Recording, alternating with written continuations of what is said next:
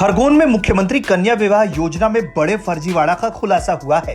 आरोप है कि शादी कराने के बदले लाभार्थियों से पैसे लिए गए। इस मामले में प्रशासन ने एक टीचर और एक पंचायत सचिव को निलंबित कर दिया, जबकि अन्य आरोपियों को लेकर जांच की जा रही है।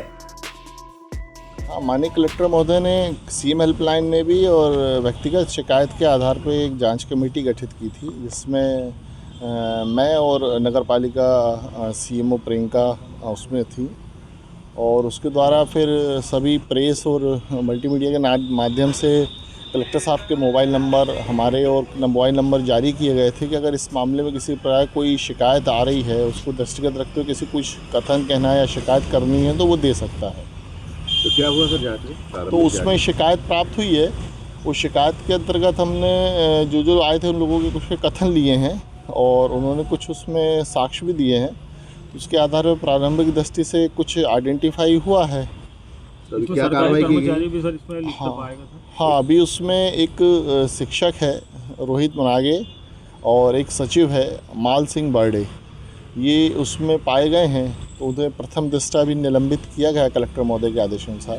और बाकी लोग भी कुछ 7 नाम आ रहे हैं? हाँ, बाकी कुछ लोगों के नाम आए हैं, कथन में आए हैं, तो वो भी उनके जांच में लिए हैं अभी। और उसको प्राथमिक तौर से और उसको फिल्टर करके और देखते हैं, और जो भी होगा उसमें विधि अनुसार कलेक्टर साहब के निर्देश हैं।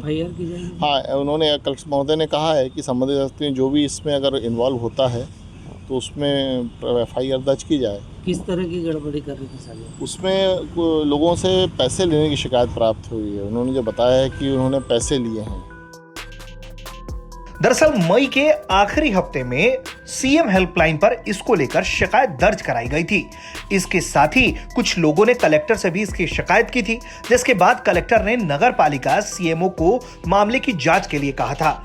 जांच में आरोपों को सही पाया गया। हालांकि इस मामले में एक बीजेपी नेता का भी नाम आ रहा है, लेकिन बीजेपी नेता ने आरोपों को सिरे से खारिज कर दिया है और साफ किया है कि उन पर लगे आरोप बेबुनियाद हैं।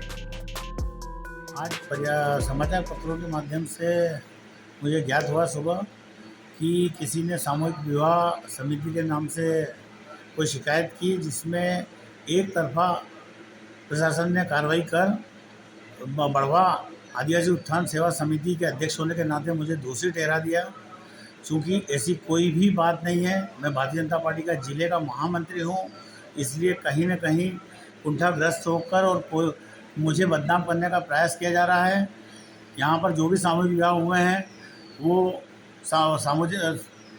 सामाजिक उद्यान सेवा समिति के माध्यम से निष्पक्ष रूप से हुए हैं। शासन ने जो राशि कन्यादान योजना के रूप में देना थी वो सीधे कन्याओं को सामान दिया, और इसके अलावा शासन से कोई भी राशि मुझे प्राप्त नहीं हुई है। तो टेंट का खर्च हो, 5000 लोगों के भोजन की व्यवस्था हो, माइक का व्यवस्था हो, पानी की व्यवस्था हो, सारी व्यवस्था सामाजिक उत्थान सेवा समिति के माध्यम से मेरे द्वारा और मेरे साथियों के द्वारा की गई है। ये पूरी भ्रामक रूप से ये फैलाया जा रहा है कि 11,000 रुपये लिए गए हैं। फिलहाल इस मामले की जांच अभी जारी है और कई लोग प्रशासन की रडार पर हैं। बताया जा रहा है कि इस फर्जीवाड़े में आरोपियों ने लाखों रुपए का भ्रष्टाचार किया है। खरगोन से उमेश दिवालिया की रिपोर्ट।